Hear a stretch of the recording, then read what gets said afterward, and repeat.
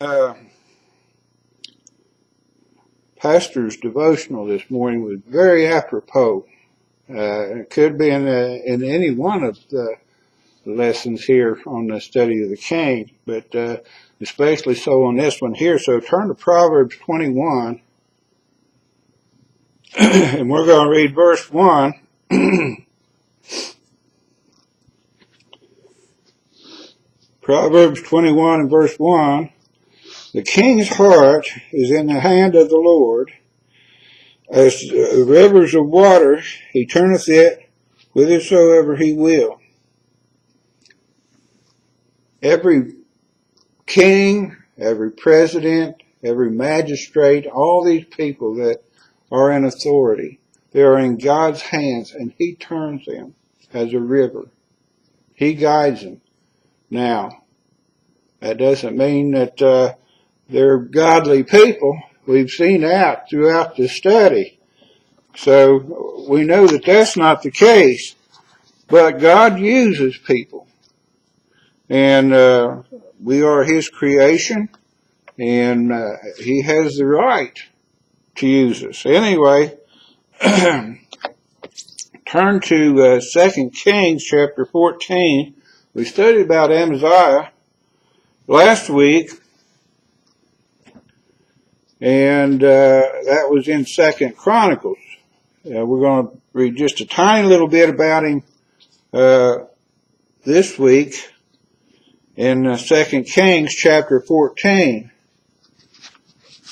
In 2 Kings chapter 14, beginning with verse 13,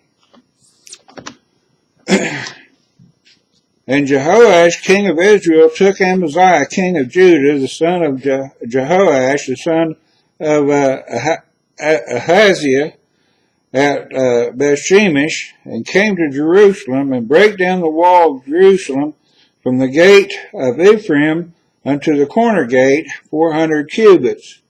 And he took all the gold and silver, and all the vessels that were found in the house of the Lord, and in the treasures of the king's house, and hostages, and returned to Samaria.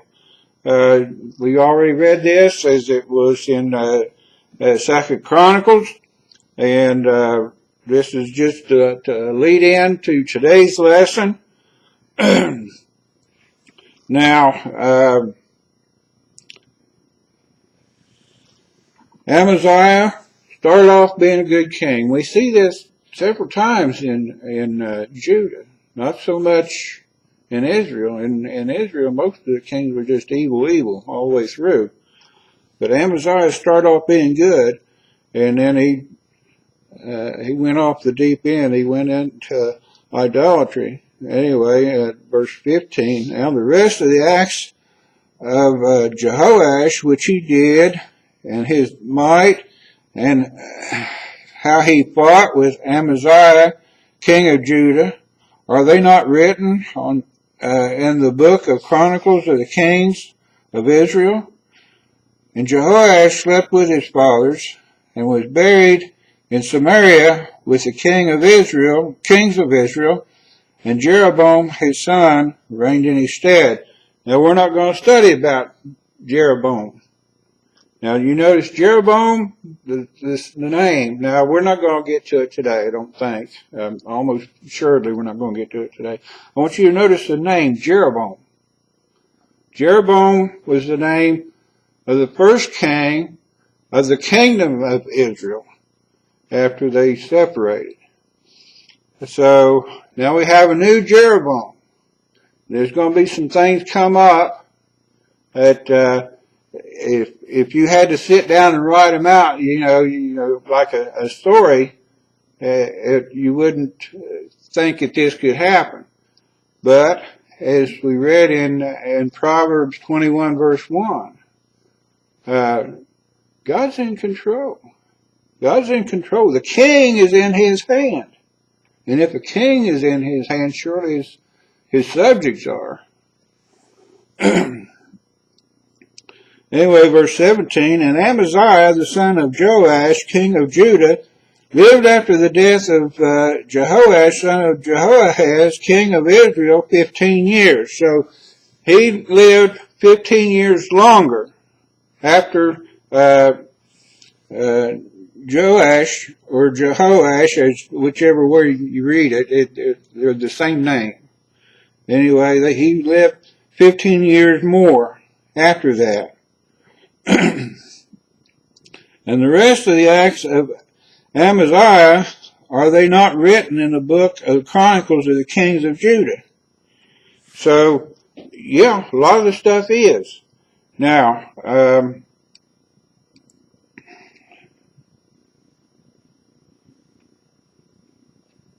we're going to start studying now about in verse.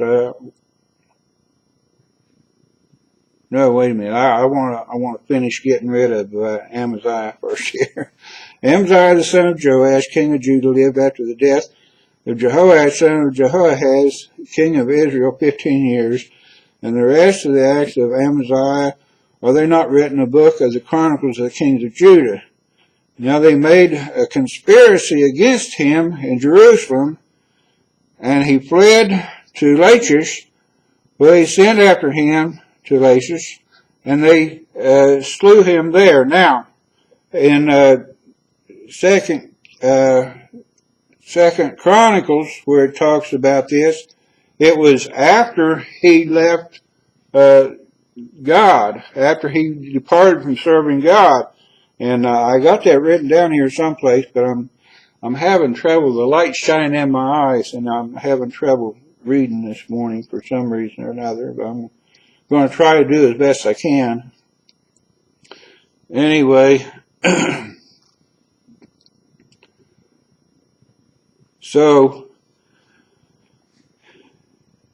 anyway, they slew him there, and they brought him on horses, and he was buried at Jerusalem with his fathers in the city of David. At least they gave him king's burial.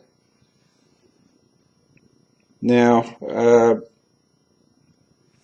if you remember back when Jehoash or Joash took Amaziah and took him back to Jerusalem, and he did a bunch of damage and stuff there, and the people there. Well, I'm getting ahead of myself. Let's go back to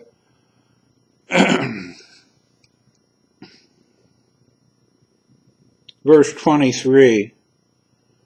And Jeroboam's reign and death. And in the 15 years of Amaziah, the son of Joash, king of Judah, Jeroboam, the son of Joash, king of Israel, began to reign in Samaria, and reigned 41 years.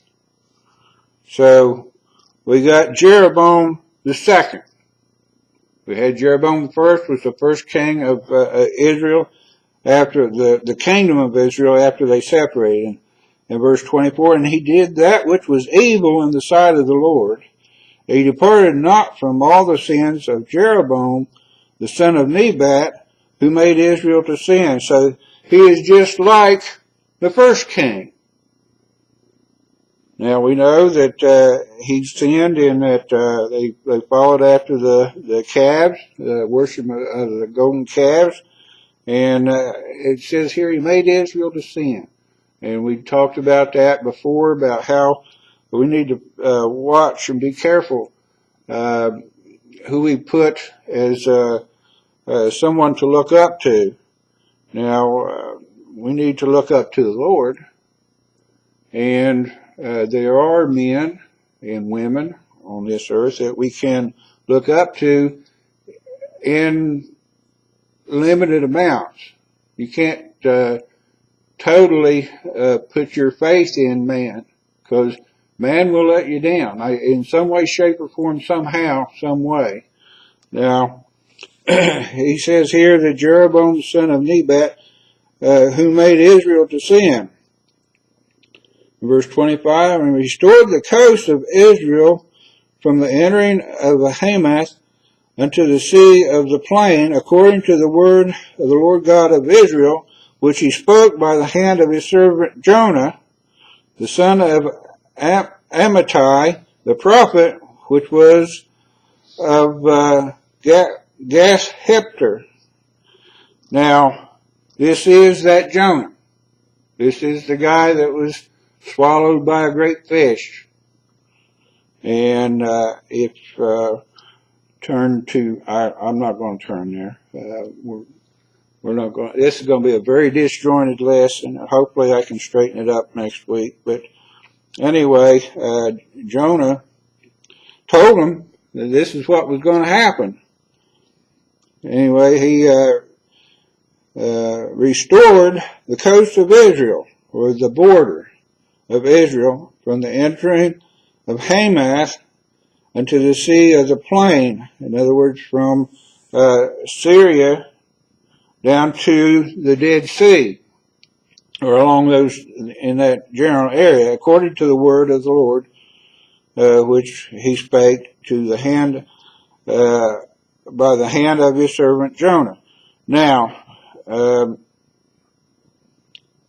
we don't always hear the word of the Lord directly. Sometimes it comes through somebody else. Now, I thought I had this studied out real good last night, and I told Connie last night, I said, this is going to be a good lesson.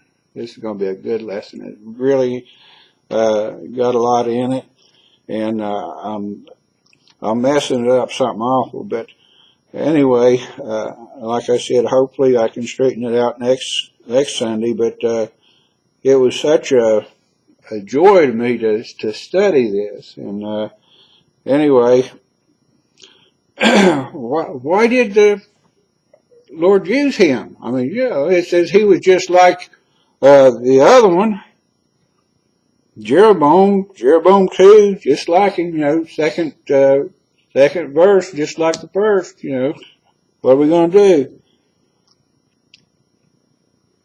Verse 26, well, the Lord saw the affliction of Israel, that it was very bitter.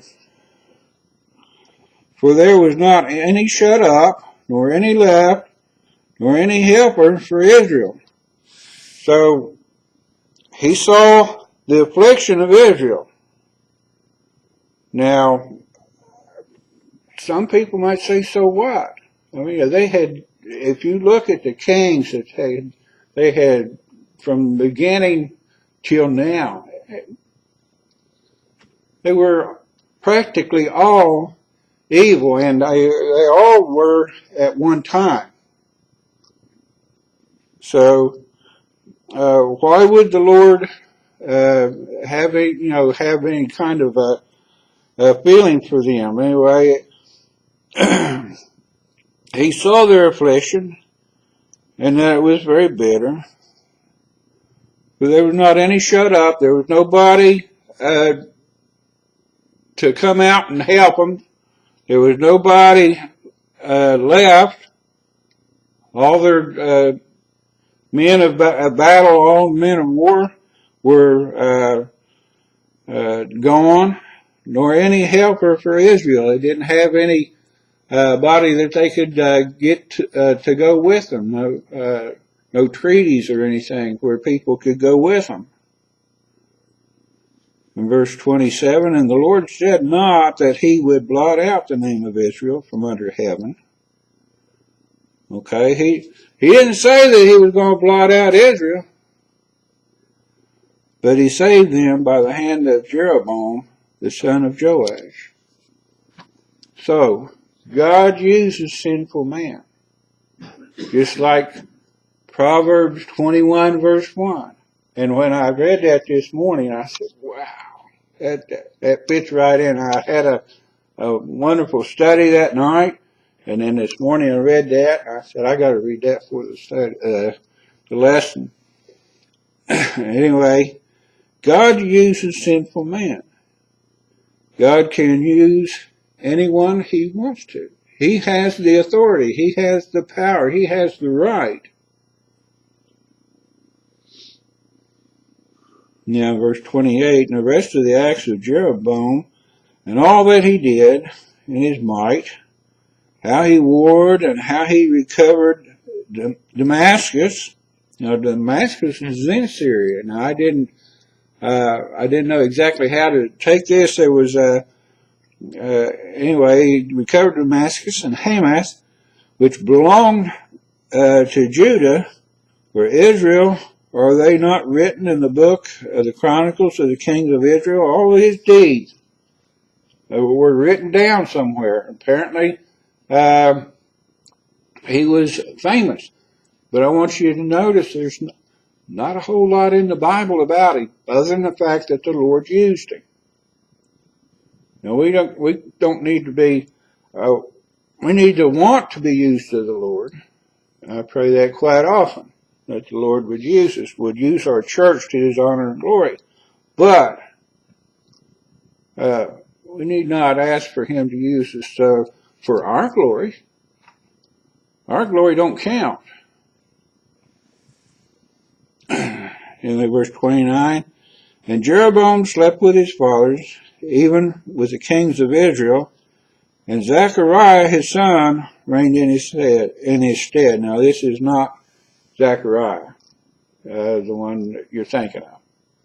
This is a different one, not the Zechariah that was killed earlier, not the Zechariah that's going to be coming in, I think, about 300 years. I'm not sure of the exact number, but this is a different Zechariah. And he is the son of Jeroboam. Now, in 2 Chronicles 25,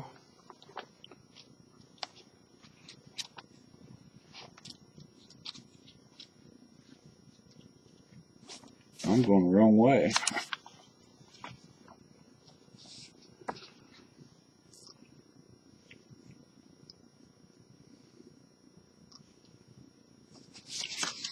Second Chronicles 25 and verse 25. And Amaziah the son of Joash, king of Judah, lived after the death of Joash, son of Jehoahaz, king of Israel, 15 years. Again, I want you to remember that. Now the rest of the acts of Amaziah, first and last, behold, are they not written in the books of the kings of Judah and Israel? Again, somebody wrote them down. Not a whole lot in the Bible. God used Amaziah too. If you remember some of the things he did before he took up the gods of Edom. Now, verse 27. Now after the time that Amaziah did turn away from following the Lord, they made a conspiracy against him in Jerusalem. And one of the questions that came to my mind was, who are they? Who are they? And I checked up with Brother Gill. I check with him a lot on things, but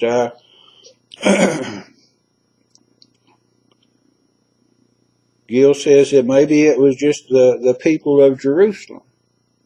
You know, did a lot of things happen there because of what he did. Or he also said maybe it was the people whose sons were carried away by Israel when he came up against them, and they were taken away. Or maybe it was the people that are angry that he brought back the idols of Edom. He set them up in the high places. Maybe it was the breaking down of the walls of Jerusalem, or plundering treasure from the house of the Lord and the king's house. We don't know. All we know, it was they.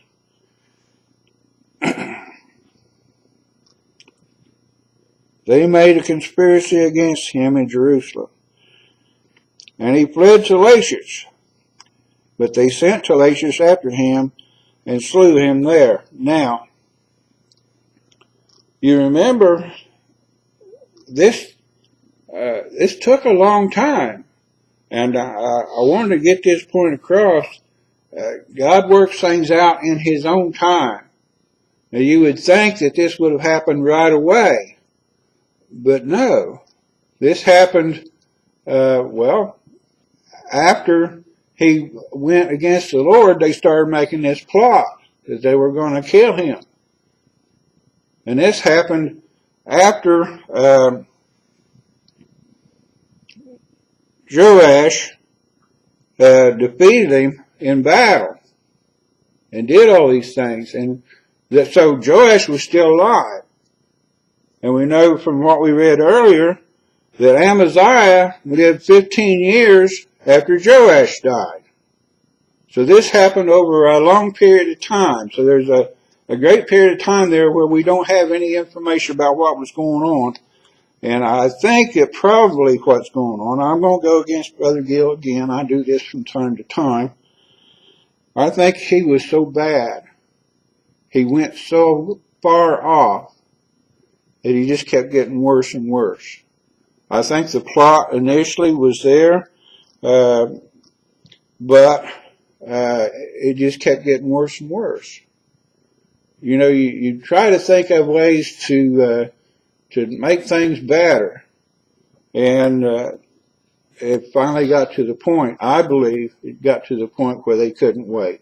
They couldn't say, well, you know, the Lord's going to take him out. And I've thought this about people before, if they don't change their ways, if they don't repent and turn back to the Lord, he could very well take their life.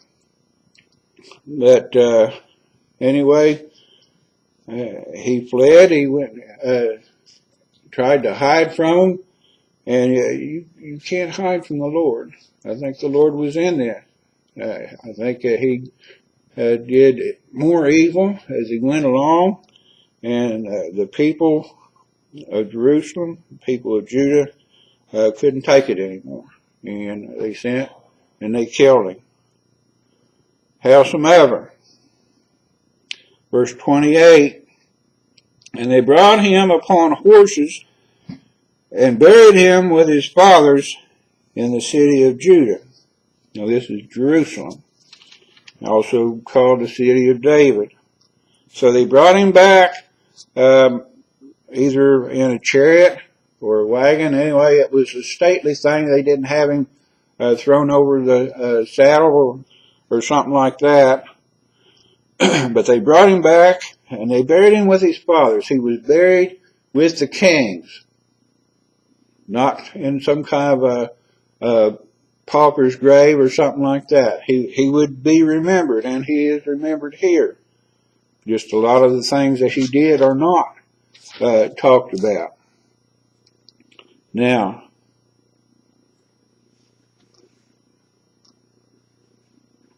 verse 26, then all the people of Judah, chapter 26, sorry about that, chapter 26, verse 1 of 2 Chronicles. Then all the people of Judah took Uzziah, who was 16 years old, and made him king in the room of his father Amaziah. So next week, I'm going to try to patch up this week's lesson, and maybe we'll get started a little bit on Uzziah, or I can't think of his name now, the king of Israel, the new king of Israel. Anyway, kind of feel sorry for me, because I really did. I really enjoyed the study on this last night, and I had I don't know what's wrong with me today, but anyway, stay tuned. Pastor's going to have a great lesson, and it's not going to be like this.